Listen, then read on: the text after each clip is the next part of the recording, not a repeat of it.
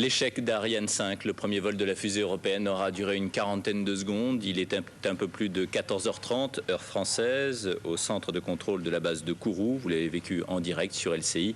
Le décollage du premier exemplaire d'Ariane 5 se fait sur une trajectoire apparemment parfaite. Les doigts restent croisés chez les techniciens, les regards se fichent sur les écrans de contrôle, quelques applaudissements. Chacun retient son souffle et puis très vite, c'est la déception et parfois les larmes. Lisa Verdiani, l'ambiance sur place au centre spatial de Kourou. Unité, feu. Il est 14h27, les moteurs s'allument, Ariane 5 va décoller. Moment d'émotion et d'enthousiasme pour ceux qui ont choisi d'assister au spectacle. Sur la plage, beaucoup de familles de techniciens du centre spatial se sont rassemblés. Chacun retient son souffle, la fusée s'élève dans le ciel, tout semble normal. Et soudain, l'explosion. Après 40 secondes de vol, une gerbe de feu. Des débris incandescents retombent en pluie sur le sol. Stupeur, incompréhension, déception. L'amertume se lit dans tous les regards. Tous sont silencieux, suspendus aux premières explications données par la radio. Immédiatement, des mesures de sécurité sont mises en place. Une centaine d'invités qui se trouvaient sur le site Toucan, à 6 km du pas de tir, sont évacués d'urgence.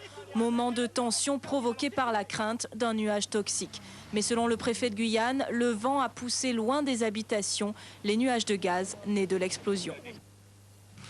Cet échec d'Ariane 5 semble être la conséquence d'une défaillance du pilotage automatique. Les moteurs ne sont apparemment pas en cause. La fusée a quitté sa trajectoire, vous l'avez vu.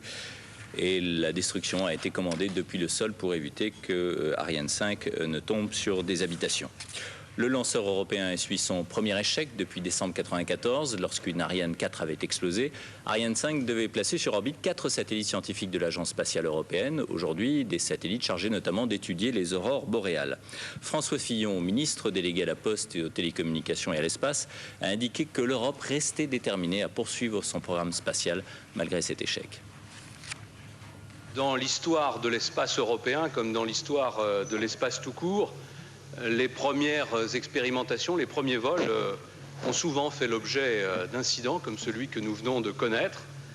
Une mission d'enquête nous dira quelles sont les causes de cet incident, mais dès maintenant, je tiens à dire à tous les ingénieurs, à tous les techniciens de l'Agence européenne, du CNES, du Centre spatial guyanais et aux industriels que notre confiance est totale parce que nous savons bien les risques qui étaient courus par ce premier lancement et nous allons maintenant préparer le deuxième vol d'Ariane 5 en cherchant bien entendu à connaître les causes de cet incident pour y remédier.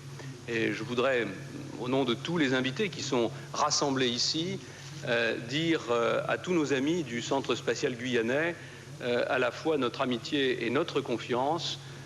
C'était un vol expérimental, nous savions les risques que nous courions, nous allons tout mettre en œuvre pour que la grande aventure de l'Europe spatiale reste celle du succès.